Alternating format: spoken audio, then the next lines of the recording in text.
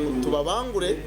tubashomese ibibashemire ku bandi bakora omubwirobu rero babikora kurungi aha level ya hasi nabakoranye ncyakare bakafuna opportunity iyo kuba bebembezi aha level mpango yahigu tibari kwija kuba bashomanguza Rodoviko nagira ngo ikintu cyo gyebesereze abantu korigayo kutende kabeje bakiriyo mu mashomero kurebekangu batungenje mazo mwebembezi bakiriya abana bato tibari kwija kuba bebembezi babi nibija kuba bebembezi babantu abari baba batorine tibakwija kuba ba dictators nibateko kuja kuba bemezi barungi abari kwehereza ikitinisa kandi abari kwerezana n'emirimo yabo ikitinisa aje nuko kwiga government kutama abana mengi kurebekangu yarwana somuze gwo bushamankuzo mu Eihanga iri kutandikira abana bato okuba traininga bakiriya harevo ya hasi giyo bwebembezi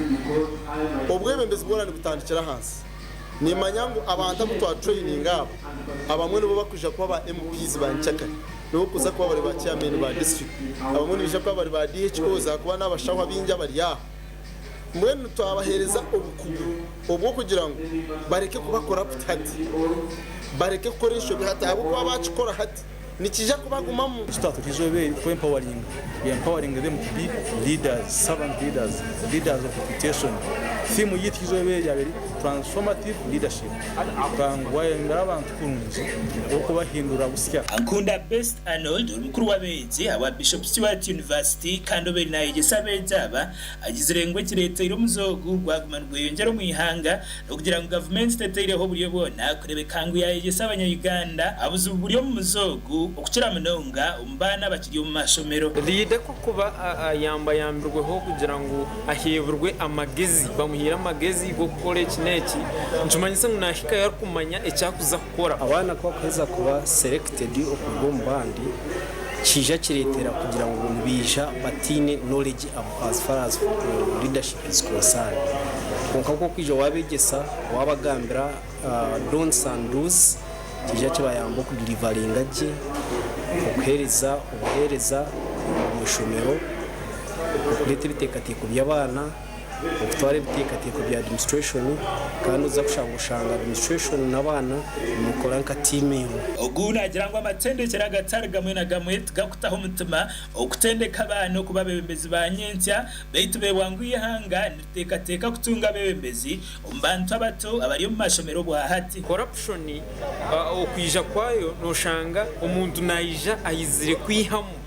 nkisha hejo mushomo twantugamba kugira ngo one of your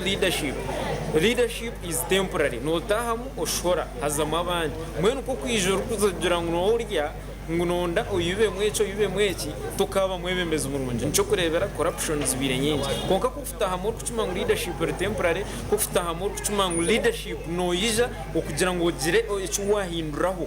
nchibanchi yamba kugira ngo tuyihaho corruption bamumbeja bayita bahamshomogu bagira ngo bayiga tango kandi bahwerwa rubaza gukorekera kubasika cyona okutungura webembezi burungi okukira manongo mu matendekero gabo oyino kushanga unogu musiza